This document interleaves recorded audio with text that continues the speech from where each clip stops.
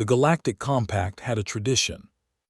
Every 3 years, the representatives of 47 species gathered in the Accord Hall on Verath Prime, a station so old that its original builders had gone extinct before half the current members had discovered fire.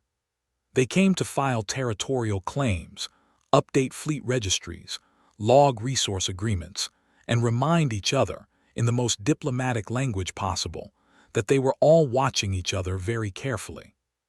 It was, as the Vreth ambassador Sorek once described it, organized suspicion dressed in silk. The hall itself was magnificent. Curved walls of living crystal caught light from 47 stars simultaneously, one for each species, a tradition started by the founding members. At the center of the hall sat a raised dais, and at the dais, each species presented their submission in turn. Population counts, fleet strength, territorial boundaries, resource yields. It was all very orderly. It was all very boring. Until the humans took the dais.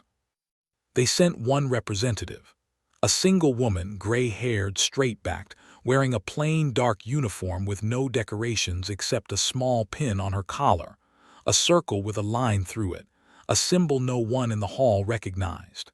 She carried no datapad, no display device, no holographic projector. She set a single sheet of physical paper on the lectern. Then she stepped back. The hall's automated system scanned the document and projected it for all attendees. It was, by the standards of every other submission, almost insultingly brief. Coordinates, a boundary line drawn in three-dimensional space, and 3 words repeated in 61 languages, every language spoken by every species in the compact. Do not enter. That was all. The silence that followed lasted nearly 30 seconds, which in diplomatic settings is an eternity. Ambassador Sorek of the Vreth leaned toward his aide and said, in a voice that was not quite quiet enough, "The arrogance of a species that has not yet been humbled." Several delegates nearby made sounds of agreement, the Vreth equivalent of a polite chuckle. Sorek had represented his species for 40 years. He was old enough to remember when humanity first appeared at a compact session looking bewildered and overwhelmed, and young enough to still feel smugly superior about it. Humanity had been a compact member for less than 3 centuries, barely an infant by galactic standards. The Vreth had been space-faring for 11,000 years, the Kethara for 9, the Ethani for longer than most species kept records. What could humans possibly have in their space that required so dramatic a warning? Sorek planned to say as much at the evening reception. He never got the chance. Because when he turned to locate the Ethani delegation to share his observation, he found their seats empty. He scanned the hall. The Ethani, all 7 of them, ancient beings who attended every session without exception, who had not left a compact gathering early in recorded history, were gone. Their eldest, an archivist called Velindra, who was rumored to be over 400 years old, had simply stood up and walked out the moment the human boundary was displayed. Sorek found this odd enough to mention to his aide. His aide, a young female named Thriss who had studied galactic history at the Vreth Academy, went pale. "Ambassador," she said quietly, "the Ethani never leave sessions early." "I know. They have attended every compact gathering for 600 years. I know, Thriss. Something on that map frightened them." Sorek looked at the projected boundary again. He studied it for a long time. It was large, far larger than he'd initially registered, because the scale marker was easy to miss. Human space, as claimed, was not a modest territorial assertion. It was enormous. And now that he looked at the shape of it, not the size, but the actual geometric shape, something nagged at him. It was not a sphere, the way most territorial claims tended to be. It was not even an irregular blob that followed resource-rich regions. It was a perimeter, like something drawn around a specific point, like something meant to contain a specific area. He was still thinking about this when the human representative quietly collected her paper, tucked it under her arm, and left the hall without speaking to anyone. 300 light-years away, at a monitoring station so far out on the edge of compact-adjacent space that its crew rotated on 18-month assignments because the isolation made people strange. A young officer named Sira Voss sat in front of a sensor panel eating cold noodles. The station was called Outpost Threshold. It had 12 crew members, one barely functional fabricator that could only produce 3 kinds of food, and a view out the observation port that was, depending on your mood, either the most beautiful or the most terrifying thing you'd ever seen: endless, uninterrupted deep space, black and absolute, with the bright suggestion of the compact's nearest inhabited system, a smear of pale light at the very edge of visibility. Sira was on her 4th hour of a 6-hour watch when the sensor board registered a contact. She set down her noodles, leaned forward, ran the identification protocol twice because the first result seemed wrong. Kethara, a scout-class vessel, running quiet but not quiet enough. Threshold sensors had been upgraded 6 months ago for reasons that the supply manifest listed cryptically as boundary awareness enhancement. Whatever that meant, it had found this ship. The vessel was sitting just outside the boundary, just outside, as if it was looking in. Sira watched it for 11 minutes. It didn't move. It was taking readings. Protocol said to report any boundary contact to Command and await instruction. She filed the report. Command acknowledged receipt in 4 seconds, which was, she knew, unusually fast for a station as remote as Threshold. She was told to continue monitoring. She was told not to transmit to the Kethara vessel. She was told that appropriate parties had been notified. She was not told who those parties were. She watched the Kethara scout for another 2 hours. It took its readings. Then it turned and slipped back into the dark, heading toward compact space. Sira logged it, flagged it, ate the rest of her noodles, which were now completely cold. She did not escalate, not yet. But she left a second monitor running on that region of space when she went off shift. Something about the way that ship had just sat there, patient, methodical, studying the boundary like a student studying an exam paper, made the back of her neck feel tight. In 12 years of posting at Threshold, she had never seen a Kethara vessel this close to the line. She had also never been told that appropriate parties had been notified in under 4 seconds. She lay in her bunk that night staring at the ceiling of her quarters, listening to the station hum around her, and thought about the human representative at the compact session, the one she'd watched on the broadcast feed, the one with the plain uniform and the single sheet of paper. Do not enter. 3 words, 61 languages. Sira pulled her blanket up and closed her eyes. She wondered, for the first time in her posting at Threshold, exactly what it was they were watching the boundary for. In the compact, no one slept as easily that night. The Ethani archivist Velindra sat in her private chamber aboard the delegation vessel and did not sleep at all. She was 411 years old. She had seen species rise and fall. She had watched stars born and stars die. She had also read, in the oldest archive she had access to, a sealed record so old it predated the compact itself, a single entry made by a human ship 200 years ago. She had never told anyone what it said. She sat in the dark and hoped, with the specific desperation of someone who knows hope may not be enough, that the Kethara were smarter than they looked. Her name was Dara Vel, and she had spent 11 years becoming the compact's most respected xenohistorian, which meant she had spent 11 years being assigned to write briefs that no one read about species that no one found interesting. Until now. The assignment came from Ambassador Sarak's office with unusual directness. No pleasantries, no bureaucratic padding, just a subject line comprehensive historical brief, humanity, and a deadline of 6 days.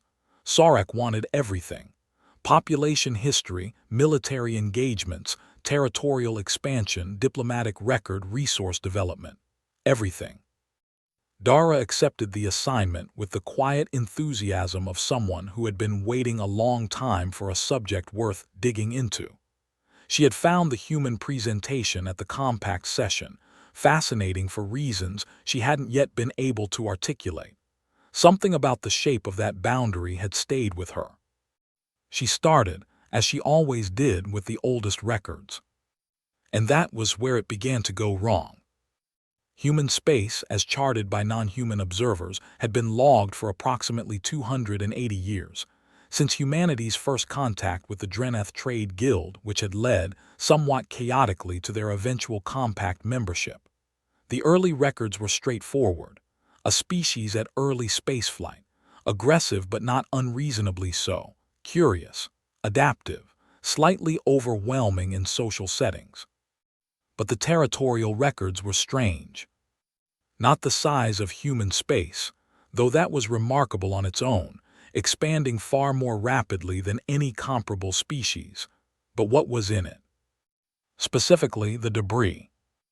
Dara had access to 3 independent survey records from non-human exploration vessels that had, at various points in the past 2 centuries, passed through the outer edges of what was now claimed as human territory. She pulled them up side by side and cross-referenced them. The results made her stop eating her lunch. 7 distinct debris fields, large ones.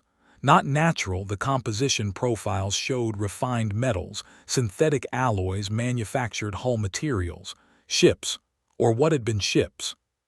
7 separate debris fields, distributed at different points within the boundary's interior, each one representing what her analysis software estimated as between 40 and 260 vessels.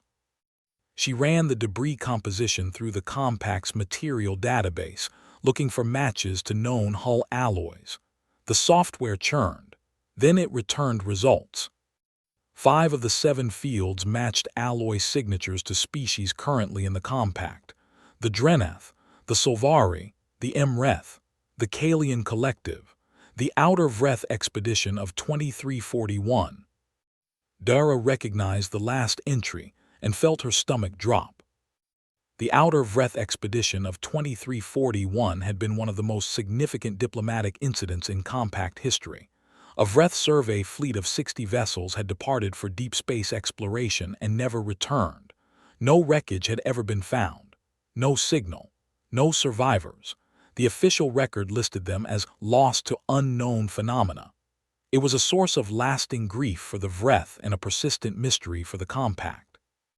And here was their hull alloy, confirmed at 94.7% confidence, inside the human boundary. Dara sat very still for a long time. Then she kept reading. The other 2 debris fields, the ones that hadn't matched any current compact species, were harder to identify. The alloy compositions didn't appear in any database she had clearance to access. She flagged them for further research and kept digging. And found something worse. Because she wasn't just looking at debris now. She was looking at the history of that debris. And the historical record, when she pulled the relevant xenobiological surveys together, told a story that made no sense until she looked at it from a very specific angle. 2 of the species whose wrecked fleets now drifted inside the human boundary were not in the compact, not because they'd never applied, not because they were too primitive, but because they no longer existed. They were extinct, had been extinct for over 100 years.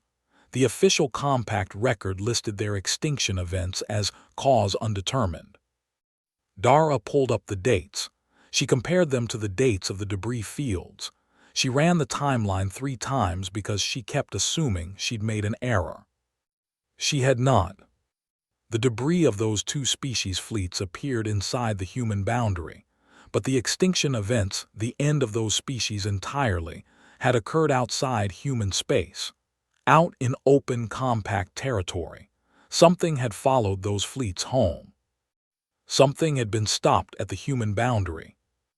And the 2 species that hadn't been protected, the ones whose fleets had crossed the line and come back out again before humanity was strong enough to stop them, were gone. Dara closed her research files and sat in the dark of her office for a long time. Then she opened a new document and began to write, not the brief Ambassador Saurak had requested, a different document entirely, something she was going to encrypt under her personal seal and send somewhere she wasn't sure yet. She wrote quickly, because her hands were shaking and she wanted to finish before she lost her nerve. The warning is not about humanity. The warning is about what humanity found and what it has been fighting, alone, for 200 years, without telling any of us. 300 light-years from Dara Vel's office, Admiral Verak Salyun of the Cathara Grand Fleet stood in his private planning room and looked at his maps. He was 58 years old, long-limbed even by Cathara standards, with the gray-streaked crest that indicated senior rank and the careful eyes of a man who had survived his career, by being better than cautious, by being patient. He had commanded fleets in 2 genuine conflicts and a dozen political exercises, and he knew the difference between them. This, the Grand Conclave had told him, was a political exercise. A correction. Humanity had grown presumptuous in their territorial claims. Their boundary was too large, too aggressive in its placement, too dramatic in its presentation. The compact needed to understand that every species, regardless of their individual development, operated within shared galactic norms. The conclave wanted a fleet, large enough to be taken seriously, to cross the human boundary and establish a presence in what they insisted on calling disputed space. This would demonstrate that the boundary was not absolute. This would invite negotiation. This would remind the galaxy that the Cathara were still the most powerful fleet force in the compact. It was, Verak thought privately, the kind of plan that came from people who had never personally commanded ships. He studied the boundary's shape again. He'd been studying it since the compact session on his personal terminal on the strategic charts in his planning room, late at night when his staff was off duty. Something about it kept pulling at him. Most species drew territories around what they had: planets, resources, populations. Humans had drawn their boundary around something else. It was a containment structure. He'd seen the geometric principle in engineering, in the design of pressure vessels, of quarantine fields, of structures meant to hold something inside rather than keep something out. The boundary, he realized with a cold certainty he couldn't quite explain to himself, was not a claim.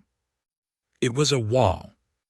He looked at the 400 vessels staged at his command, the largest single fleet deployment since the compact's founding, the pride of Cathara military construction, warships so advanced that their targeting systems could track a single fighter craft at 20,000 kilometers. He thought about the extinct species. He'd heard the rumors. Everyone in the upper fleet ranks had, eventually. He called for his communications officer. "Send to command," he said. "Request additional intelligence briefing on the human boundary before deployment. Historical survey data if available. Pre-compact era if it exists." His communications officer acknowledged the order and left. Verak looked at his maps for another hour.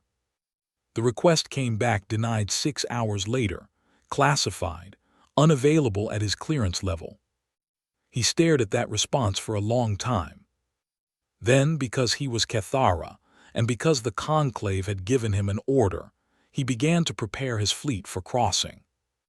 But he issued one additional order that night quietly to a single aide who understood what it meant: compile everything we have on human combat history. Everything. I want to read it before we leave. The aide returned the next morning looking pale and saying very little. Verak read the file over breakfast. He did not eat much. He gave the order to advance anyway, because he was a soldier and soldiers followed orders. But he gave it in the specific tone of voice that his senior staff had learned over 20 years meant. Stay sharp, stay ready, and do not, under any circumstances, assume this is going to go the way the conclave thinks it is. The crossing happened at 600 hours fleet time. 412 vessels, warships, support craft, 3 mobile command platforms, and a single diplomatic tender that the conclave had insisted on including to give the mission a veneer of negotiation, crossed the human boundary in a formation that Verac had designed personally. Clean, measured, disciplined. The kind of formation that said, "We are here, we are organized, and we are not afraid."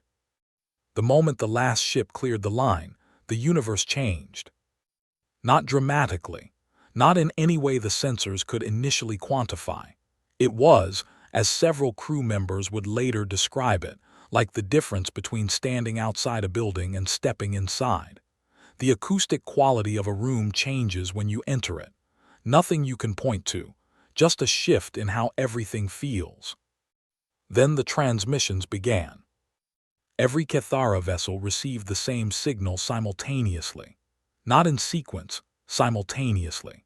412 ships, some separated by hundreds of kilometers, all receiving the same message at the exact same instant, with zero propagation delay. The communications officer on Verac's flagship, Commander Helith Dar, reported this fact with the careful control of a person who was not yet ready to process what it meant. The message was audio, a human voice, unhurried, calm, almost gentle, speaking in perfect Cathara, not translated Cathara, not phonetically reproduced Cathara. Perfect Cathara, with the precise vowel shifts of the northern dialect that Verac himself had grown up speaking, the one that differed from the standard by 12 grammatical conventions that most non-native speakers never bothered to learn. "Admiral Verac Salyun," the voice said, second son of Fleet Commander Sorath Salyun, graduate of the Cathara War College, class of 2387, married 22 years, father of 3 daughters, Imara, age 19, currently enrolled at the Cathara Science Institute, Sela, age 15, studying orbital mechanics, Ran, age 8, who, according to your last personal correspondence, has recently become interested in competitive swimming. On the bridge of the flagship, no one spoke. Verac kept his face completely still. It was the only thing he could control in that moment. The voice continued. "You are currently commanding 412 vessels. I will list them for you." It did. Every ship, by name, by class, by armament specification, by crew complement, individual numbers down to the last technician, by fuel reserves, numbers that required access to internal Cathara fleet management systems to know, by fighter complement, including the 6 vessels that were carrying prototype weapons systems whose existence was classified at the highest level of Cathara military secrecy. The listing took 3 minutes and 40 seconds. When it finished, the voice said, "Welcome to human space, Admiral. Please be advised that your passage has been noted." Then silence. Helith Dar turned from her communications console. Her crest, the indicator of Cathara emotional state, was pressing flat against her skull, the biological sign of something between shock and fear. She said, very quietly, "Admiral, I need to tell you that I cannot locate the origin point of that transmission." "Keep trying," Verac said, in his command voice, which was steady and even and gave absolutely nothing away. "We have been trying," she said. "Since the moment it began, I have 8 specialists working on it. The signal is coming from every direction simultaneously. It's embedded in the sensor static. It's in the background radiation. She stopped, recollected herself. "We cannot find a source because there is no single source. It was broadcast from within our own sensor environment." Verac processed this. "They were listening to our communications before we crossed," he said. "They were listening to everything," Helith said, "long before we crossed." The bridge remained quiet. The stars outside were the same stars. The sensor readings were normal. The 400 ships of the Cathara fleet hung in formation in the void, exactly as ordered, exactly as planned, and absolutely nothing was visibly wrong. Which was, in Verac's experience, precisely when things were most terrifyingly wrong. He gave the order to maintain course and advance. His voice did not shake. He allowed himself exactly 2 seconds of private, internal honesty, long enough to acknowledge that his pulse was elevated and that the specific information in that transmission, particularly his youngest daughter's name, had affected him in ways he was not going to examine until this mission was over and he was far from here. Then he folded that honesty away and went back to being an admiral. Over the following 6 hours, the fleet found nothing. No intercept, no patrol craft, no challenge of any kind. The sensors showed empty space in every direction, standard background readings, a distant star system to spinward that the charts listed as uninhabited, the boundary receding behind them as if it had simply allowed them through and moved on. Junior officers, who had been rigid with anxiety at the crossing, began to relax. The murmur that passed through the fleet, through mess halls and maintenance bays and off-duty quarters, was the specific murmur of people who had worked themselves up to something frightening and found nothing there. Paper Empire, someone said on one of the smaller destroyers. They thought they were saying it quietly. They were not. "We should have done this years ago," said a tactical officer on the second command platform, to a chorus of agreement from her bridge crew. Verac heard none of this directly. He didn't need to. He knew his people. He knew how relief turns to bravado. He looked at the sensor readings and did not feel relief. He felt watched. He ordered a full passive sensor sweep, the kind that ran continuously in the background and compiled over time rather than looking for anything specific, the kind that found things hiding. His senior sensor officer, a 15-year veteran named Takar, acknowledged the order without question. Takar was the kind of officer who had been doing this long enough to not need to be told why. Verac returned to his planning room. He pulled up the human historical file, the one his aide had compiled, the one that had taken his appetite that morning. He read it again, more slowly this time. He was looking for something specific. He wasn't sure what. He found it at 200 hours, after the rest of his command staff had rotated off duty. In the human military record, publicly available, filed with the Compact's General Registry, which meant it was intended to be found, there was a war, 203 years ago, logged as the Interior Campaign. The human fleet strength at the time had been a fraction of what it was now. The enemy was logged as non-compact entity, class undefined. The campaign had lasted 9 years. Humanity had won. The record of what they'd fought was classified at a level that made Verac's current clearances look like a child's library card. He sat in his planning room at 200 hours with 400 ships under his command and thought about a species that had fought a 9-year war against something so dangerous it had to be classified, and won, and then drawn a line around the battlefield and said, "Do not enter," without explaining why. He thought about the 2 extinct species. He thought about his daughter learning to swim. He picked up his communicator and called his senior aide. "Get me everything we have on human military psychology," he said. "Specifically, I want to know how humans behave when they believe they are the last line of defense for something." His aide came back 40 minutes later with a very short summary and a very long list of historical citations. The summary said, "Humans, when defending something they believe no one else can protect, do not retreat. The historical record contains no documented example of a human force abandoning a defensive position they believed was the last one. Casualties are accepted at rates that most compact species consider operationally irrational. This is not considered a cognitive failure by human military doctrine. It is considered a virtue." Verac read this twice. Then he went to the observation window and looked at the empty space ahead. 400 ships, he thought, and I am no longer certain that is enough. On the 6th day inside the boundary, the anomalies began. They were small, the kind of thing that in isolation you chalk up to equipment variance or cosmic noise. A navigation array on the destroyer Kethra chosen reported a positional drift of 0.003 degrees too small to matter, easily corrected, logged, and forgotten. A communications relay on the support vessel Marin's Promise showed a 4-second gap in its signal continuity. Again, small, explicable, logged. Then the gaps started overlapping.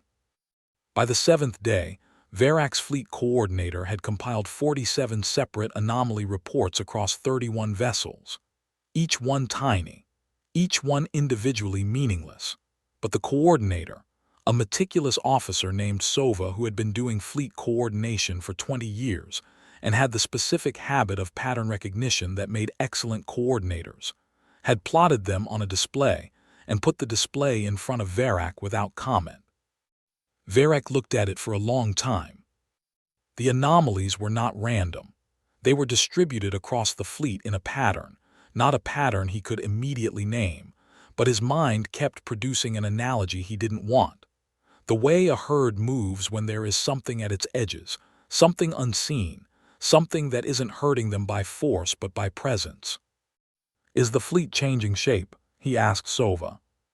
"Slowly," Sova said. "The formation corrections are within normal parameters individually.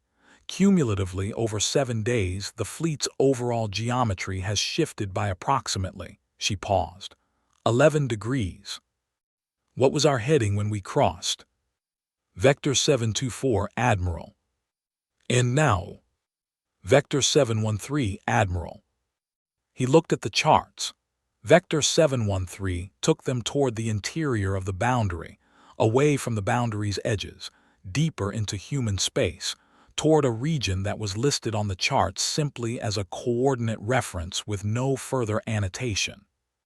They were being walked somewhere.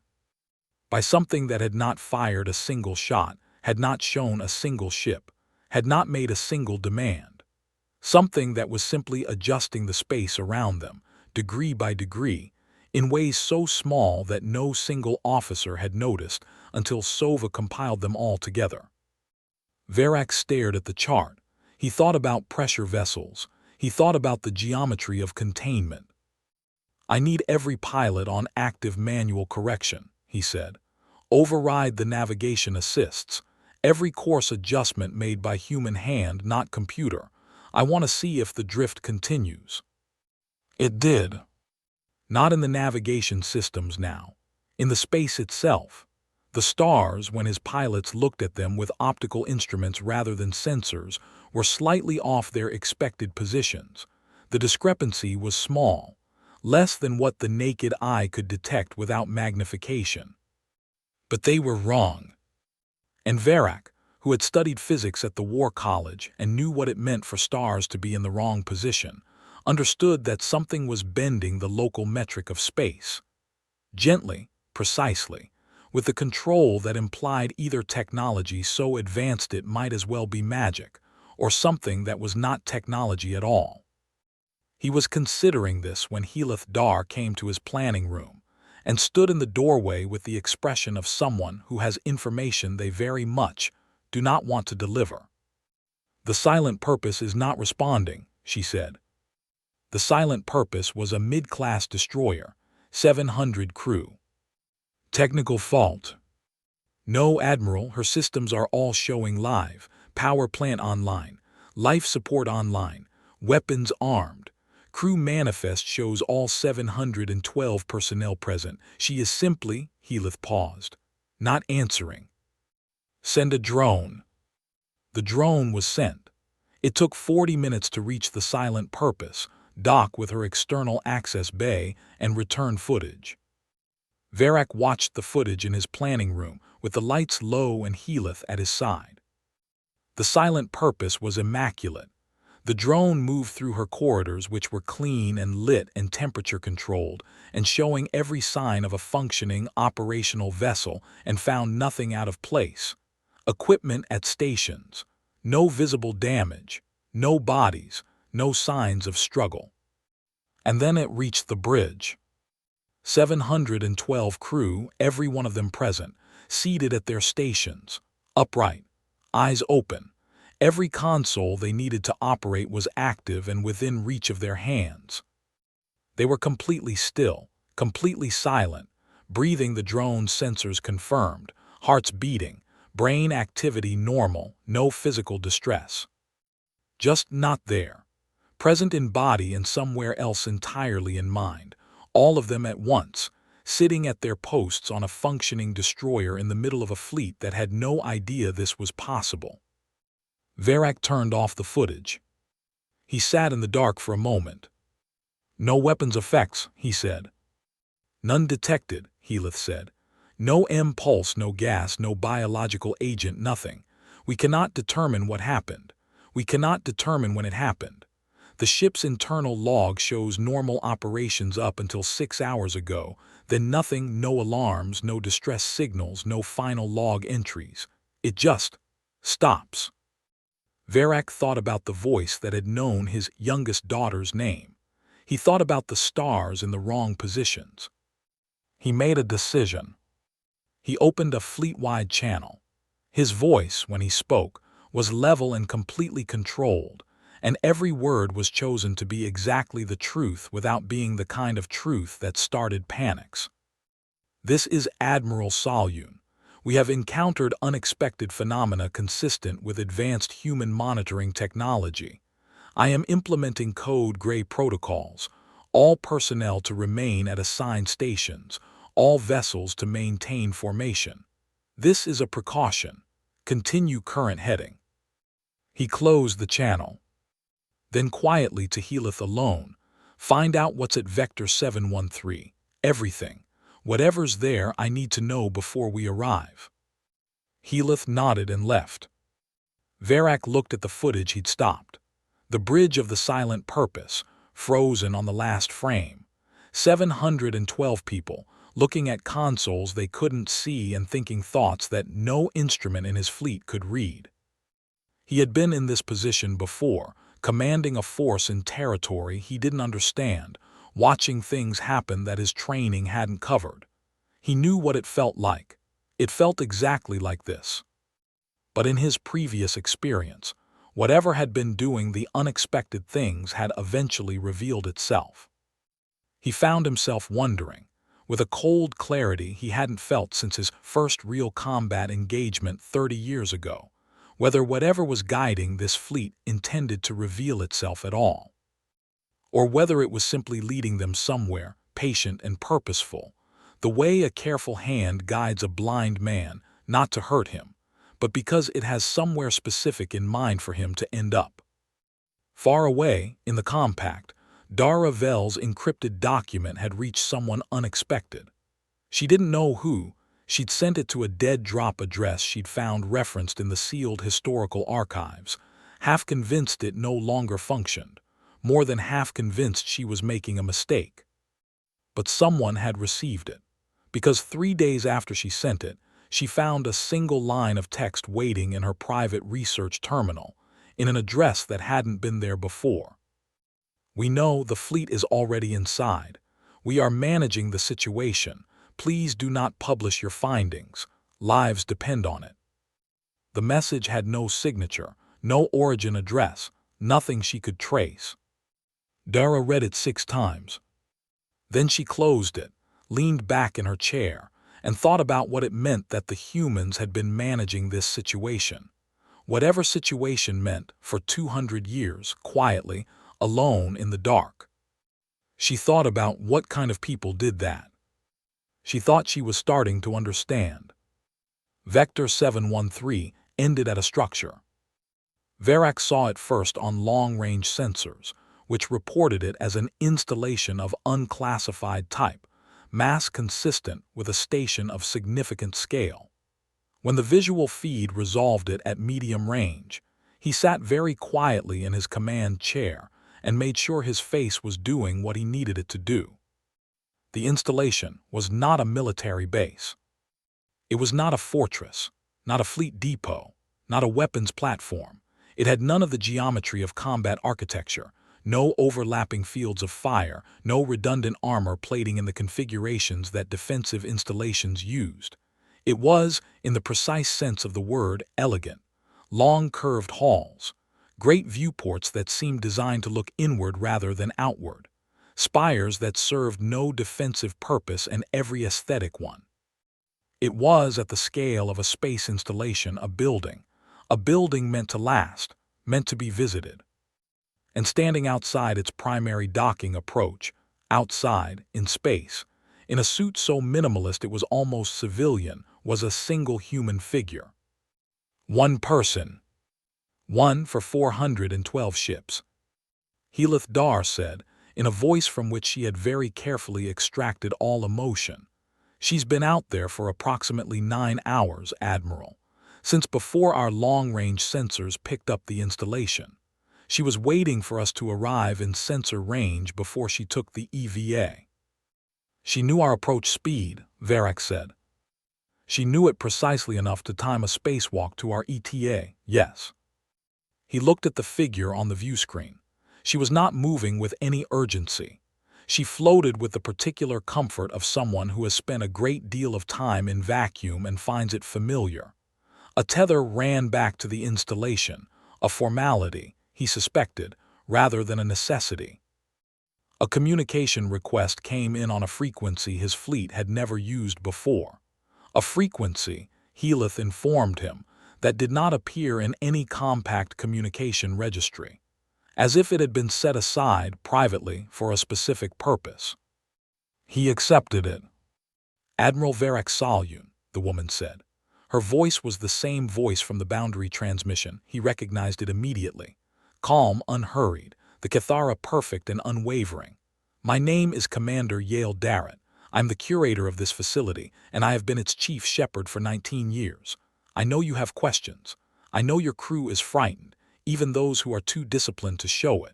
I know you have a destroyer full of people who are alive and physically unharmed and will remain so. She paused. I am asking you to come aboard, alone, unarmed.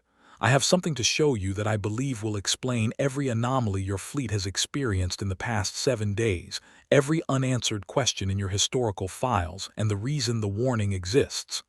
Another pause, shorter. If you choose not to come aboard, I will escort your fleet back to the boundary unmolested. No further action will be taken. That is not a threat, it is a genuine option. I want you to understand that you are choosing. Varak looked at the single human figure in space. You have 1 hour to decide, Yale said. I'll be here. She was. His command staff were against it, unanimously, with the special intensity of people who are professionally obligated to be against things that might get their admiral killed. Helith Dar argued for sending a probe. Sova argued for sending a squad. Takar, his sensor officer, said nothing, but stood at a precise angle that suggested he agreed with whoever was going to convince Varak not to go. Varak went. Alone, unarmed, in a standard transit suit that matched the civilian minimalism of Yale's. He crossed the distance in a small personal craft and docked with the installation's reception bay, and Yale Darrett was waiting for him on the other side of the airlock. She was older than she'd looked on the feed. Her face had the specific weathering of someone who had spent years somewhere that took something from you. Not viciously, just steadily, the way wind weathers stone. She was perhaps 60 by the human age markers he knew, straight-backed. Her uniform was plain and dark, like all human uniforms he'd seen, except for the pin on her collar, the circle with a line through it. She extended her hand. He knew enough human gesture vocabulary to take it. Her grip was firm, not aggressive, just present. Thank you for coming, she said. You left me little choice in terms of curiosity, Varak replied. Something that was almost amusement moved across her face. That's honest. Follow me, please. The facility's interior was not what he'd expected, though he was rapidly abandoning all expectations as a coping mechanism. The halls were wide, clean, and lit with a quality of light he couldn't identify, something warmer than standard artificial illumination. The walls were lined with display cases, with archival exhibits, with objects behind transparent barriers. A museum, she had said curator, he had assumed it was a euphemism. It was not. And as he walked and looked, really looked, at what was on display, he began to understand. hull fragments, navigation logs, identification transponders, crew rosters etched on permanent material rather than stored digitally. Wreckage, carefully preserved, mounted with the specific care of things that were meant to be remembered rather than studied. He recognized some of the hull alloys. He recognized some of the transponder signatures. He stopped in front of one case and stood very still. It was a Kethara identification marker. Standard issue, military grade, from a class of vessel that hadn't been manufactured in over a century. The Outer Vreth expedition wasn't the only fleet that crossed before you, Yale said from beside him. The Kethara sent an unmanned probe series approximately 170 years ago. The probes crossed the boundary. We recovered what we could of them and logged their origin. Varak looked at the marker. He did not speak. They're logged in our record, Yale continued quietly. With their mission parameters, their transmission history, the date they crossed, the date we found them, everything we knew, because we believed that even probes deserve to be accounted for. She gestured ahead. Come, we're not at the important part yet. They walked further. More species, more wreckage, more crew rosters, some from species he recognized, some from species he'd only read about in history files. Each exhibit placed with the same care. Each one accompanied by a nameplate that bore not just the vessel name and date but a second line in the language of that species, remembered here. And then the hall ended. The last section was empty. Not unfinished, the architecture here was identical to the rest of the hall. Cases were installed, lighting was in place, nameplates were mounted. But there was nothing in them, and the nameplates bore no names. Above the section, in what Varak had come to recognize as a style of text reserved for significance, were two lines. Reserved, in hope that it remained so. He stood in front of the empty cases for a long time. What is this room for? He finally said. It is for the species that come here next, Yale said. If they cross, if they don't listen, if they end up in a case. Her voice was not unkind. It was, he realized, the voice of someone who has spent 19 years hopping the room stays empty. Every species in those exhibits received the same warning you received. Do not enter. All of them entered anyway. And all of them, he looked at the exhibits behind them. Not all of them ended up here, she said. Some we escorted out before it mattered. Some we weren't fast enough for. She paused. And two of them, the two species whose wrecks are in our outermost fields, went home before we could stop them, and brought something back with them that ended their civilizations entirely before we could intervene. The silence was absolute. What's something? Varak said very carefully. Yale looked at him for a long moment. He had the sense of being evaluated, not for intelligence or rank or threat level, but for something more specific. Something like readiness. Sit down, Admiral, she said. There is a great deal I need to tell you, and not very much time. She told him everything. Not the way briefing officers told things, with careful omissions and strategic framing. Yale Darrett told him the way that people tell things when the time for strategy has passed, and what remains is only the weight of truth, and the hope that the person hearing it is strong enough to hold it. She started at the beginning. 204 years ago, a human deep space survey vessel called the Meridian had been mapping a region of space that no compact species had reached yet, at the far edge of what would later become the human boundary. The Meridian was not a military vessel. It carried scientists. It was looking for mineral deposits and possibly habitable worlds. It found neither. What it found instead was silence. Not the normal silence of empty space. Something structured, purposeful. A region where sensor readings behaved wrongly, where electronics developed intermittent failures, where the crew began to experience, gradually and then all at once, the specific sensation of being observed by something that didn't need eyes. The Meridian captain had turned back, filed a report. The report was classified, then reclassified at higher levels, then investigated by a joint human scientific and military body over the following 3 years. The investigation confirmed what the captain had sensed and went further. There was something out there, not alive in any biological sense, not a species, not a civilization in any form the compact's xenological framework had prepared for. It was, and the terminology had shifted over the 200 years of study, because no terminology was adequate, a presence. An organizing intelligence vast enough that its smallest deliberate actions operated at the scale of solar systems, old enough that its origin predated any species currently living. Hungry enough. The word the files used was hungry, after decades of debate about whether hunger was even the right concept, that it treated any form of organized complexity, any structured signal in the noise of the universe, as something to be consumed. It consumed minds, not by destroying them, by unmaking the organizing principle that made them coherent. It ate the pattern. It silenced the signal. The two extinct species, the ones whose fleets had crossed the boundary and returned before humanity was strong enough to hold the line, had brought it back with them. Not intentionally. They hadn't known it was there. Humanity hadn't been able to warn them in time. And then it had moved through their home systems like a tide through sand, and in 18 months 2 civilizations were gone. Humanity called it the quiet. Humanity had been fighting the quiet for 200 years. Verac sat across from Yale in a small room adjacent to the museum hall and listened to everything. He asked questions when he needed to. He asked few questions. He found that the architecture of what he was being told was so total, so complete, that there was very little room for questions, only for listening and for the slow, necessary process of absorbing a reality that rewrote everything he had thought he understood. "The boundary is a cage," he said finally.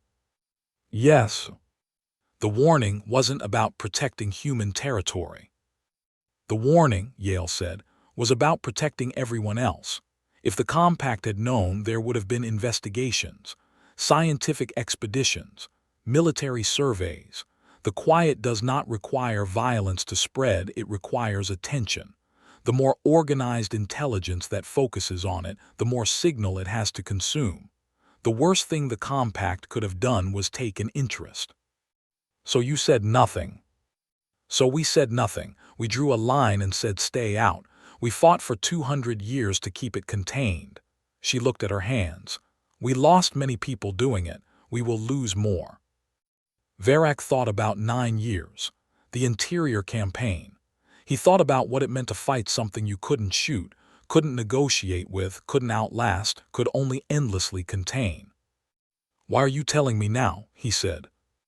"Because you're already inside the perimeter," Yale said. Her voice, for the first time, carried something he recognized as weight. "The quiet has been contained to the interior regions for 40 years. It has been quiet, in the literal sense, dormant. Whatever it does when it isn't actively consuming, it has been doing that." She turned her terminal toward him.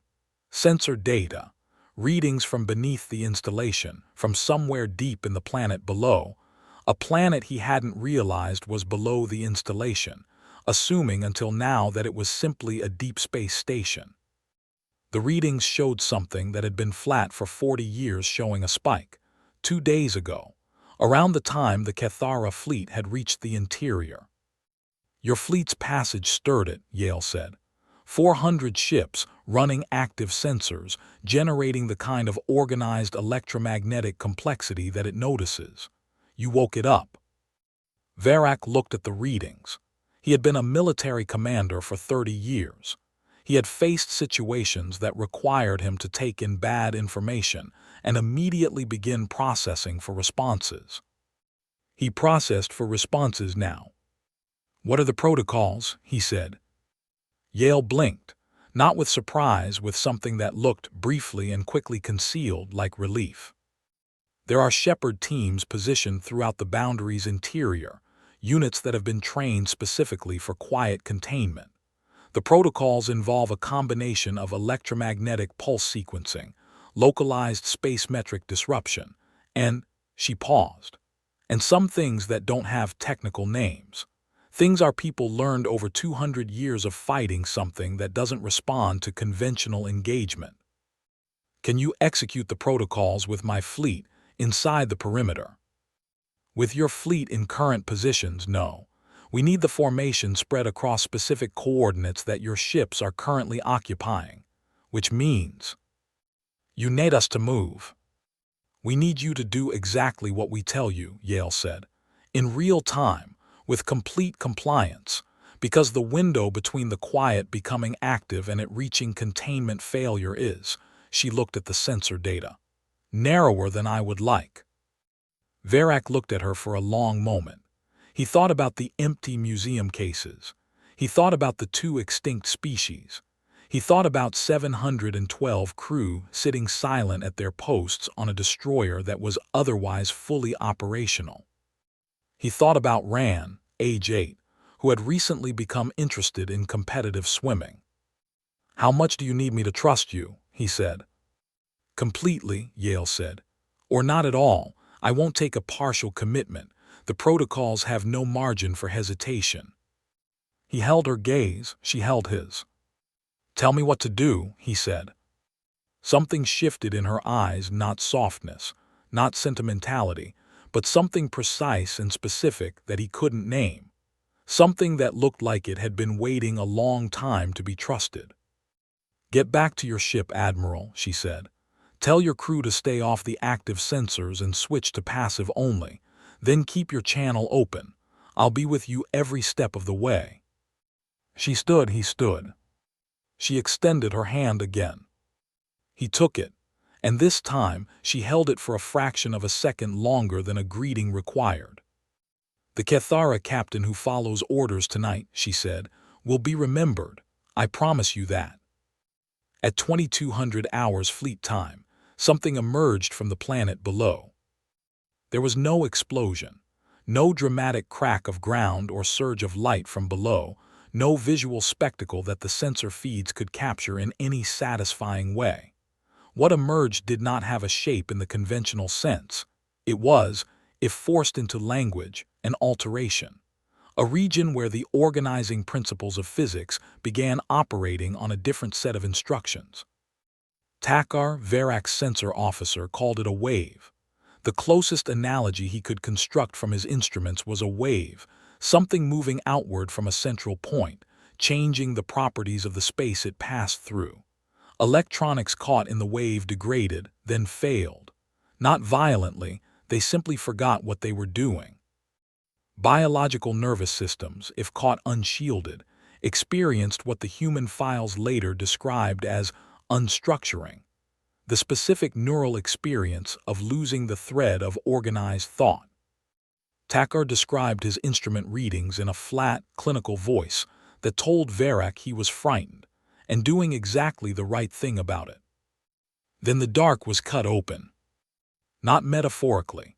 The space between the Kethara fleet and the wave of wrongness simply activated. Ships that had not been there a moment before were there now. Not decloaking, not arriving from elsewhere. Present in a way that suggested they had been present all along, simply in a state that didn't register on sensor equipment designed to see what it expected to see. Hundreds of them. Small vessels, most of them, faster and more maneuverable than anything in Verac's fleet, built without the aesthetic of warships, without the redundant plating and weapons prominence that military architecture demanded. They were lean. They were purposeful. They had been crewed, he understood in a cold flash of clarity, by people who had been living inside this boundary for their entire careers without showing themselves to anyone. Yale's voice came through the open channel, calm, precise, speaking Kethara with that perfect dialectal accuracy. "Admiral, I need your fleet to split into the following formation." She gave coordinates. She gave them ship by ship, calling each Kethara vessel by name. She spoke without reference to notes, without any perceptible pause for calculation. She had worked this out already. She had worked out exactly where 412 ships needed to be before any of this had started, and she had led the Kethara fleet to precisely the interior position where they could either help or at minimum not interfere. He broadcast her instructions fleet-wide. No explanation, no context, just orders, his voice adding command weight to her tactical intelligence. His fleet moved. The human ships moved simultaneously in the opposite pattern, a vast, intricate choreography that spread them across a volume of space that Verac suddenly recognized as a containment geometry. He had spent hours studying that boundary shape. He was looking at the same logic now, executed in real time by people who had rehearsed this particular emergency for decades. The Quiet's wave continued outward, slower than any weapon Verac knew, inexorable in the way of natural forces, not fast, but completely indifferent to opposition. The first human vessels reached it. What happened next was not a battle in any sense that Verac's training had prepared him for. There were no weapons fired. There were no impacts. The human ships positioned themselves in the wave's path and broadcast something. The sensor instruments couldn't categorize it, but the effect was visible. The wave bent, redirected, like water around a stone, but the stone was a ship, and what was bending was not water but something fundamental about how the universe was organized in that region. The ships doing this were being changed by the contact. Their power readings spiked and then flatlined. They went dark, one by one, not destroyed but consumed, the organized electronics aboard them unraveling into the wave's disorder. And when each ship went dark, its crew had already evacuated. Verac watched the pods deploying fast, practiced, no hesitation. They had done this before. They had known which ships were going to be sacrificed, and those ships' crews had known too, and they had gone to their posts and done their jobs anyway. 3 ships, then a 4th. Then Yale's voice, without any change in register. "Admiral, I need 3 Cathara destroyers at the following coordinates. Passive systems only. They're anchoring the eastern flank of the containment ring. Human vessels there took losses. Your ships will hold the position. You don't need to do anything except be there. Your mass and your passive electromagnetic profile will complete the geometric necessary. Can you do this?" "I can," Verac said. He named the destroyers. He gave the order. One of his destroyer captains, a woman named Commander Shelavar, came on the internal channel. "Admiral, if we take position at those coordinates and the wave continues." "I know," Verac said. A pause brief. "Understood, Admiral," she said. Then, with the specific quiet of someone stating something they've already decided, "The Sarath's will is proceeding to assigned coordinates." She named the ship after his father, Verac thought, and she went anyway. The Sarath's will took position. 2 other destroyers followed. They held the eastern flank for 47 minutes while the rest of the containment ring was built around them.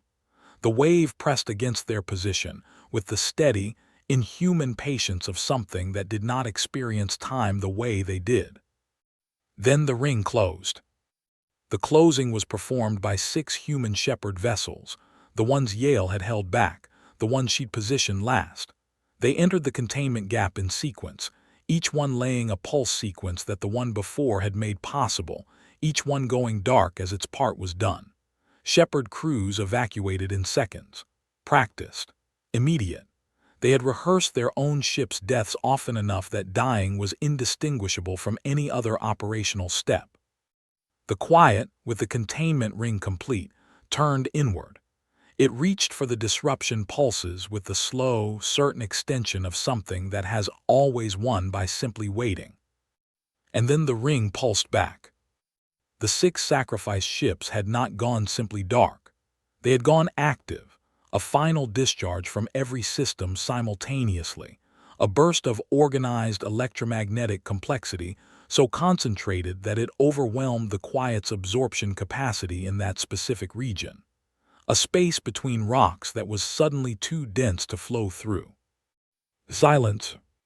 Real silence. Genuine. The wave readings dropped to 0. Then background, then normal. The Quiet went back beneath the planet. The Sarath's will and her sister ships were dark but intact.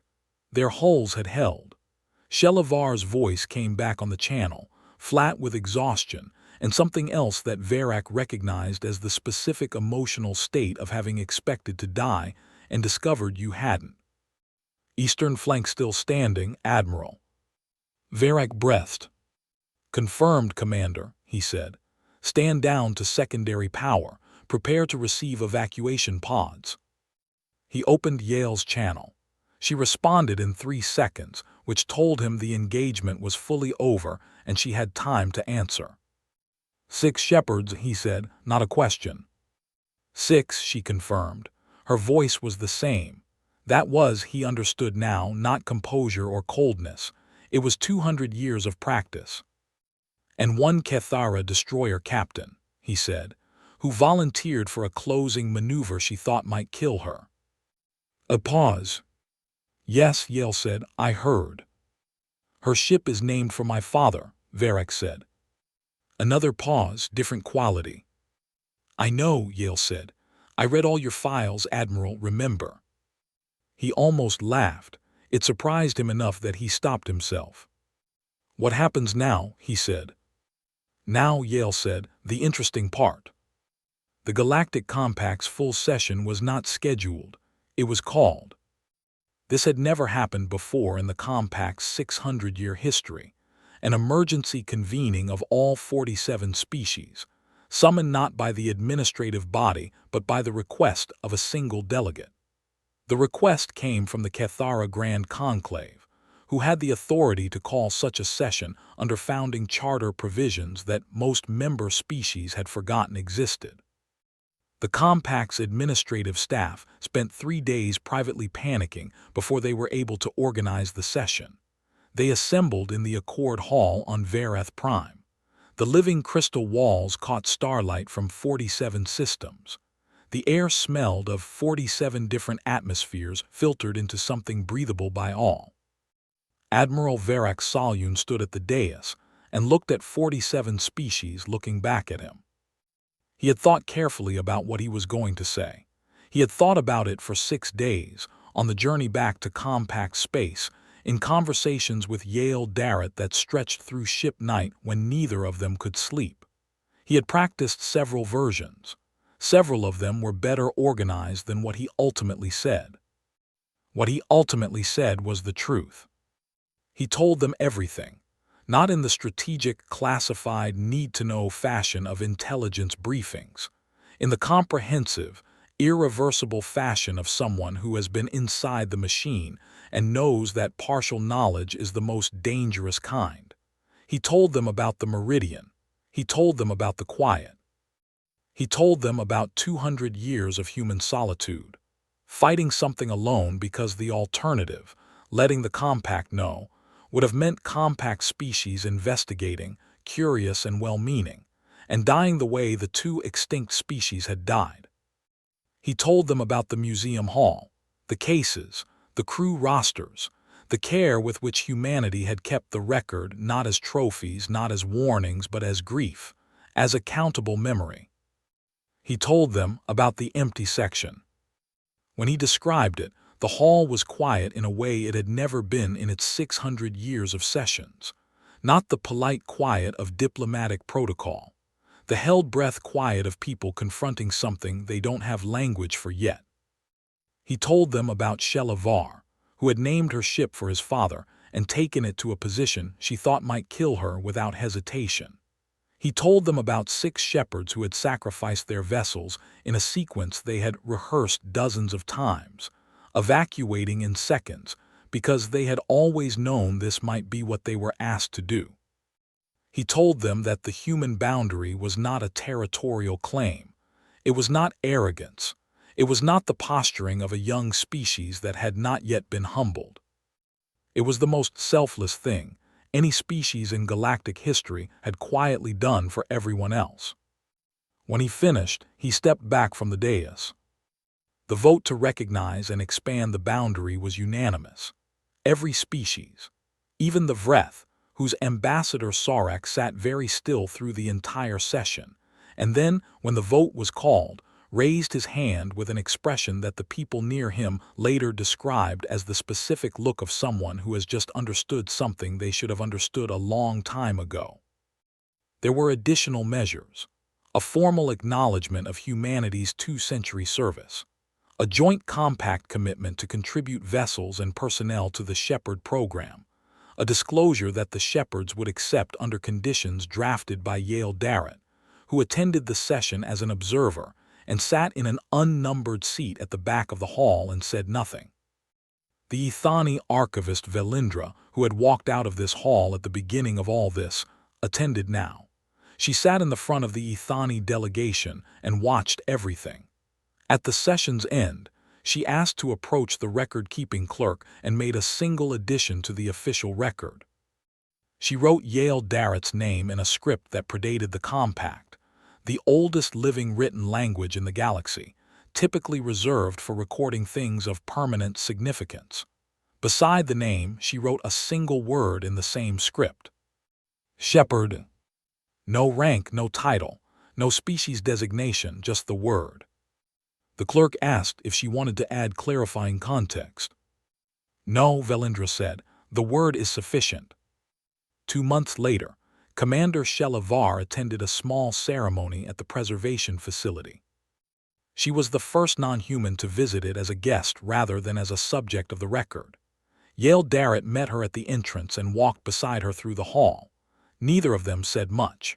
They walked past the exhibits, all the old ones and 3 new ones, added for the vessels lost in the containment engagement, human vessels whose crews had been evacuated safely but whose ships had been consumed.